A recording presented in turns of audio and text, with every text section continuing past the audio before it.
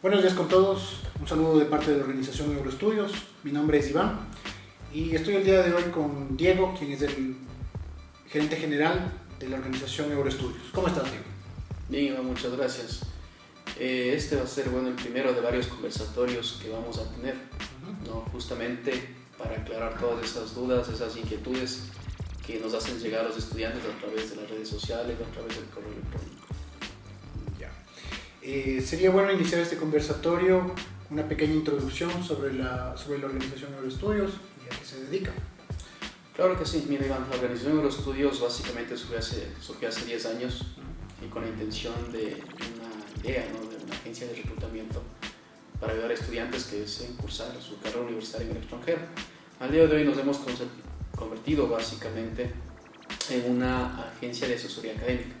Somos una organización que asesora a los estudiantes que buscan o sueñan con estudiar su carrera en el extranjero, básicamente en cualquier país del mundo. Y bueno, entrando un poco en contexto, me gustaría empezar hablando de uno de los destinos que se ha vuelto más popular en nuestro país. En este caso estamos hablando de Rusia, uno de los países que constantemente lo vemos en redes sociales y muchos estudiantes justamente nos preguntan sobre este destino. ¿Por qué crees que en estos últimos años se ha vuelto tan popular? Bueno, como tú dices, sí es verdad, hay muchas organizaciones que el día de hoy están enviando estudiantes a Rusia, ¿no? Y yo pienso, bueno, para contestar, para responder a tu pregunta, creo que debemos citar varias ventajas de este destino y también ciertas desventajas, ¿no?, de estudiar en Rusia. Bueno, una de las ventajas principales que nosotros hemos visto justamente en Rusia es la accesibilidad. Ahora, como tú sabes, es bien restringido el acceso a la educación superior en nuestro país, ¿sí? Y bueno, la mayoría que no puede acceder a la educación pública busca opciones de universidades privadas, ¿no? Altos costos. Altos costos. Pero básicamente la principal razón o motivo por que muchos chicos buscan esta opción de estudiar en Rusia ha sido la accesibilidad, ¿no? El acceso a la educación superior. Otra de las principales ventajas, se puede decir, son los costos. Actualmente los costos de estudio en Rusia son mucho menores que cualquier universidad privada del Ecuador, ¿no? Es decir, uno puede acceder a cualquier carrera, ¿sí?, a costos que están muy por debajo de las pensiones de universidades privadas aquí en el Ecuador. Y los costos de vida, sobre todo. Allá, por ejemplo, mantenerse en Rusia está muy... depende de la ciudad también, ¿no? Pero hay muchas ciudades que el costo de vida está muy por debajo de la media de los costos que varían aquí en nuestro país, ¿no?, en el Ecuador.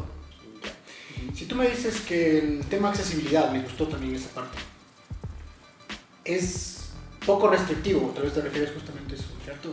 Así Estaríamos hablando que básicamente cualquiera puede aplicar a esta universidad, pero si cualquiera puede, ¿de qué nivel de universidades estamos hablando? Claro, bueno, sobre el nivel académico, yo lo quisiera tocar más adelante, porque yo veo para los extranjeros, sobre todo para los latinos, ecuatorianos, que viajamos allá, el nivel académico lo he sentido como una desventaja realmente, pero es algo que te quiero tomar un poco más adelante. Sí, para explicar en detalle este particular. Tal vez en cuanto a tiempo de estudio. Mira, eso es una ventaja enorme, porque muchas universidades rusas, de hecho la mayoría de universidades rusas, ¿no?, ya tienen un tiempo establecido de estudios, por ejemplo 4 años, 8 semestres, en los cuales el estudiante en el último semestre ya desarrolla su proyecto de titulación, ¿no?, y no tiene que alargar su tiempo de estudio como sucede aquí en el Ecuador. Claro, eso es uno de los mayores problemas, que te alarguen el tiempo por la tesis, justamente. Otra cosa importante, sobre todo, es la variedad, una ventaja, ¿no?, la variedad de oferta académica. Claro. Aquí la oferta académica, obviamente, por la matriz productiva de nuestro país, es muy limitada. En países desarrollados como Rusia, que es una potencia justamente, vas a encontrar carreras de todo tipo, ¿no? Claro. Puedes encontrar una oferta académica que puede ser tranquilamente de 500 carreras universitarias entre pregrado y posgrado. ¿Sí? O sea, vas a poder elegir entre carreras administrativas, ingeniería, carreras médicas, ¿sí?, varias especialidades. Claro. La variedad también es una enorme ventaja. Bueno, estas ventajas que nos mencionas realmente son bastante buenas. Vemos que están muy por encima, digamos, de algunas, incluso de lo que se oferta aquí en nuestro país. Pero vamos a las desventajas también. No todo me imagino que es bueno. Claro que no, mira, hay varias desventajas. De hecho, nosotros a lo largo de toda esta experiencia hemos señalado o nos hemos podido dar cuenta de varias, ¿no? Una de las primeras, por ejemplo, es el choque cultural. Nosotros como latinos obviamente tenemos un carácter diferente a un ciudadano, por ejemplo, ruso, ¿no? Las personas rusas por lo general son las personas más frías, son las personas más directas, ¿no? Unas personas tal vez, ¿cómo te podría decir? Más serias, un poco no tan amistosas. Incluso a nosotros puede parecer cuando una persona es seria o directa, porque son muy directos también, nos puede parecer grosero, ¿no? En cambio el latino por lo general es una persona más abierta, es una persona más sociable. Entonces el choque cultural siempre repercute, ¿no? En todos los estudiantes latinos en el momento que pisan el territorio ruso, ¿no? Muchos, hay que también citar que esto es algo pasajero, ¿no? Hasta que uno se acostumbre a la cultura, los estudiantes se acostumbran justamente, y si sabes respetar el modo de vida del ciudadano en este caso, o la cultura en este caso en Rusia, lo sabes llevar de mejor manera, ¿no? Se adaptará mucho más rápido. Esa es la palabra correcta, se adapta mucho más rápido, así es. Hablando de adaptación, y una de las cosas que la mayoría de gente cuando piensa en Rusia lo debe estar pensando en este mismo momento, el clima. Nos dicen, bueno, es bastante frío acá. Sí, de hecho eso ha hecho que muchos estudiantes, ¿no es cierto?, se ubiquen en un país, en una ciudad diferente a otra, ¿no? Justamente preguntan bastante sobre el clima. Y esa es una dificultad porque hay muchas personas que están acostumbradas aquí al clima cálido, sobre todo personas de la costa, van a temperaturas de menos 30, menos 20 grados centígrados. Obviamente eso va a ser, repercute no solo en su estabilidad emocional, ¿no? en su ánimo, en su estado de ánimo, sino repercute en su desempeño académico justamente, ¿no? ¿Sí? Eso por la parte del clima, ¿no? Pero como te digo, todo es cuestión de acostumbrarse muchas veces también, o sea, me imagino que lo sufren más los estudiantes de primeros años, digamos. Por supuesto, eso justamente, todo es cuestión de costumbre, ¿no? El estudiante al inicio puede tener este problema, ¿sí? Y obviamente hay estudiantes que pasan 5 o 6 años estudiando y tal vez sí, todos los años sigue siendo el problema, ¿no? Pero otros estudiantes tal vez lo saben asimilar de mejor manera y se terminan acostumbrando. ¿Cómo vive allá un estudiante? Tal vez, por ejemplo, temas de alojamiento. Mira, ese yo pienso que es el talón de Aquiles de la gran mayoría de universidades rusas. ¿Ya? Porque si bien es cierto, todas las universidades rusas proveen alojamiento a extranjeros, no todas están en buenas condiciones, lastimosamente. Yo lo he vivido en carne propia cuando he viajado con grupos de estudiantes, años atrás, a Rusia, para darte un ejemplo, en San Petersburgo, a una universidad puntual. Viajé con grupos de estudiantes. Las residencias tenían un valor entre 70 y 75 dólares mensuales en San Petersburgo, pero las condiciones no eran nada habitables, unas condiciones insalubres para vivir. ¿Y eso qué ocasiona? Que muchos estudiantes o nosotros les ayudemos a ubicarnos en residencias, en residencias particulares. Pero ¿eso a qué? A un costo más alto. En este caso, como yo dije al inicio, es el talón de Aquiles de Rusia, ¿no? Muchos inconvenientes que se ha visto con el alojamiento. ¿Qué otra desventaja tal vez vemos ahí? Bueno, hemos visto también las pocas opciones de realizar prácticas profesionales, sobre todo estudiantes de carreras técnicas. Es decir, que en la mayoría de universidades rusas no les exigen a los estudiantes, ¿sí?, que presenten, por ejemplo, un informe de prácticas como sucede aquí en el Ecuador. Por ejemplo, un caso puntual en la Politécnica Nacional, para obtener un título de ingeniería te exigen alrededor de entre 400 y 500 horas de práctica para obtener tu título de ingeniería.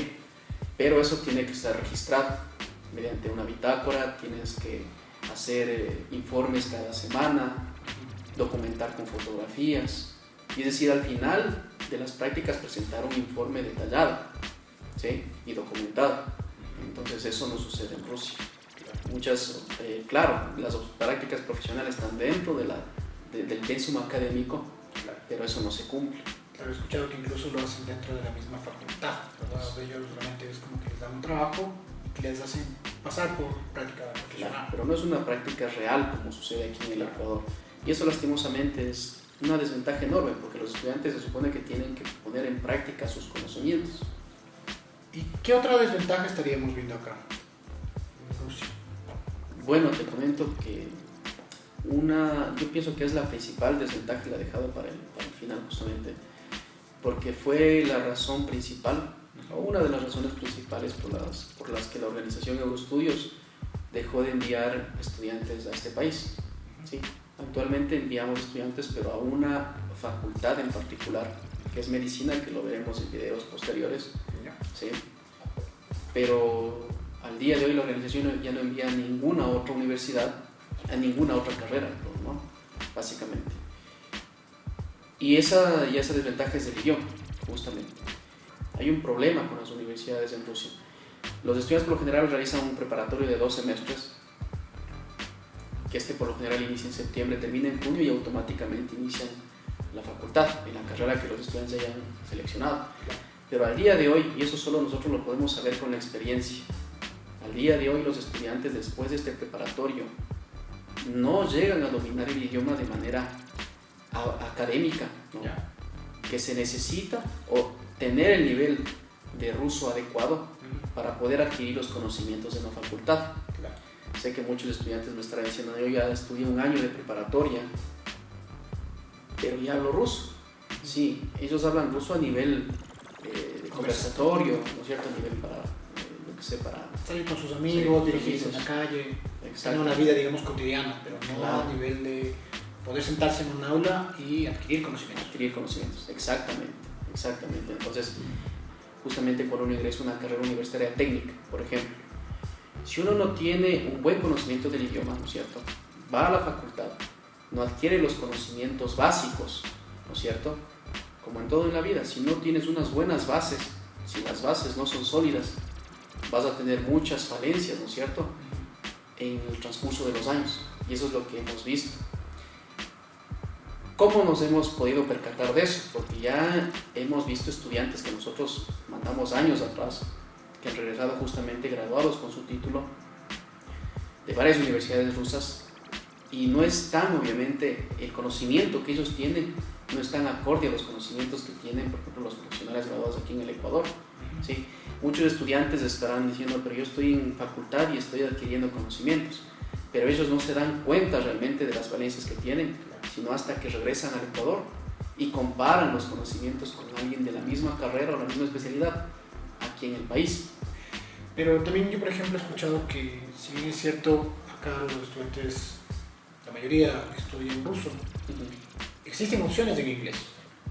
Es también, o sea, se podría decir que ellos también tienen esa desventaja. Sí, existen opciones en inglés, como tú mencionas, pero el estudiante, así estudie en inglés, tiene que aprender el idioma ruso. Claro. ¿Sí? O sea, en Rusia, si no hablas ruso, vas a tener muchos problemas, ¿no? Para la vida diaria, para la vida cotidiana es necesario tener el conocimiento del idioma ruso. Y hay que ser realistas, la mayoría de facultades de las universidades son en ruso y tienen una oferta muy reducida en inglés. ¿Sí? Básicamente el principal problema que hemos visto es la adquisición de conocimientos que están teniendo los estudiantes ecuatorianos. Con esto no estoy diciendo que las universidades sean malas. Hay muchas universidades de gran nivel en Rusia, de gran nivel incluso, que están dentro de las mejores universidades a nivel mundial, ¿no? Hay un programa que se llama Programa 5-100, ¿no? Donde se trata de posicionar a 5 universidades dentro de las 100 mejores universidades a nivel mundial. O sea, sí hay universidades de excelente nivel en Rusia, pero ese conocimiento realmente los aprovechan los nativos de ese país. En cambio, el extranjero que tiene que ir a aprender ese idioma antes de empezar a captar los conocimientos, claro, ¿sí?, no puede captar al nivel que los ciudadanos de ese país, ¿no? Claro. ¿Sí? Muchos van a agencias, eso por ejemplo no se cuenta realmente, no se dice comúnmente, ¿no? Pero les aseguran que sí, o sea, en 2 semestres acaban y pasan a la carrera, pero no necesariamente están preparados para adquirir conocimiento. Así es, la mayoría de organizaciones, y de hecho nosotros cometimos ese error hace varios años atrás, porque Rusia fue uno de los primeros países donde mandamos estudiantes, teníamos mucha experiencia en este país, pero lastimosamente no podíamos darnos cuenta cómo regresaban los estudiantes, con qué tipo de conocimiento regresaban al país. Y ahora, con estos años de experiencia, como ya han venido muchos chicos graduados, sabemos ya del nivel con el que llegan al país.